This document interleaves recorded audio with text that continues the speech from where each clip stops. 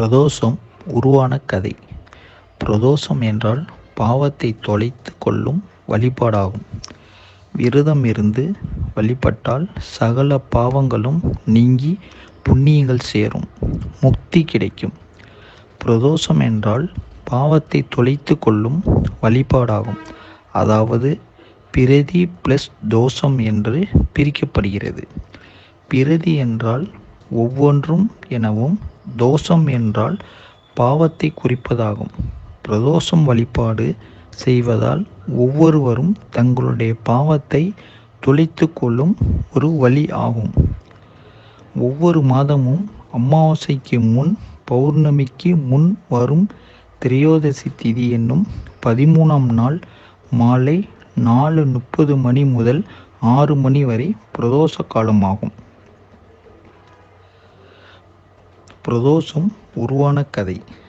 பார்க்கடலில் கடைந்து அதிலிருந்து வரக்கூடிய அமிர்தத்தை உண்டால் மரணமில்லா வாழ்க்கை வாழலாம் என மகாவிஷ்ணு கூற, தேவர்கள் அமிர்தத்தை எப்படியாவது எடுத்தாக வேண்டும் என தயாராகினர்.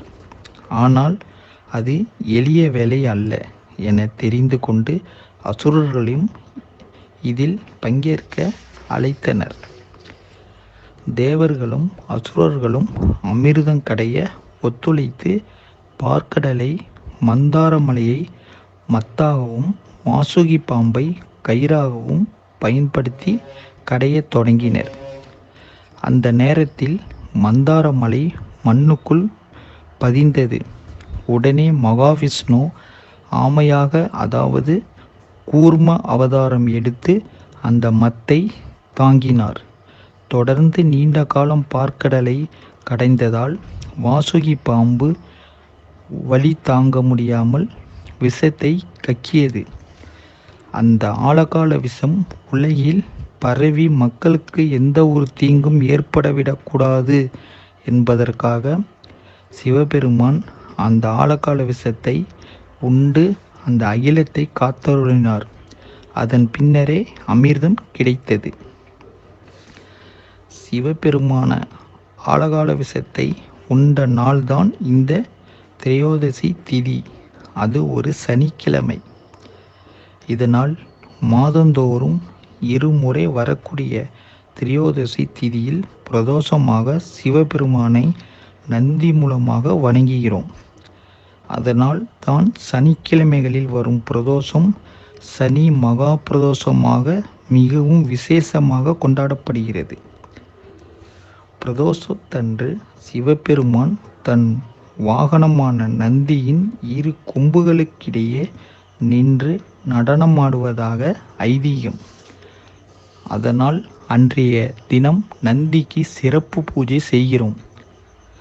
பிரதோஷம் நேரத்தில் நந்தி வழிபாடு, சிறப்பு அபிஷேகம், அலங்காரம் செய்வதோடு நந்தி பகவானுக்கு அருகம்புல் அல்லது வில்வ இலை மாலையை சாற்றி, நெய் விளக்கேற்றி, பச்சரிசி வெல்லம் வைத்து பூஜை செய்வது வழக்கம். பிரதோஷம் நாளன்று யார் ஒருவர் விரதமிருந்து பிரதோஷ வழிபாட்டில் கலந்து கொண்டு நந்தி சிவபெருமானை தரிசித்து வழிபட்டு தன் விரதத்தை முடிக்கிறாரோ அவரின் சகல பாவங்களையும் நீங்கி புண்ணியங்கள் சேரும். இந்திரனுக்கு நிகரான செல்வங்களும் செல்வாக்கும் கிடைக்கும். அன்றைய தினம் சிவபெருமானை வணங்கி தான தர்மங்கள் செய்து வர அளவற்ற பலன்கள் கிடைக்கும். எல்லாவற்றிற்கும் மேலாக இறைவனின் திருவடியில் இடம் கிடைக்கும் வகையில் முக்தி கொடுக்கும் வல்லமை உள்ளது. சனி பிரதோஷம் மகிமை. மற்ற நாட்களில் வரக்கூடிய பிரதோஷம் நாளில் விரதம் இருந்து வழிபாடு செய்வதை விட சனிக்கிழமைகளில் வரக்கூடிய சனி பிரதோஷம் விரதம் மேற்கொண்டால் 1000 மடங்கு கூடுதல் பலன் கிடைக்கும்.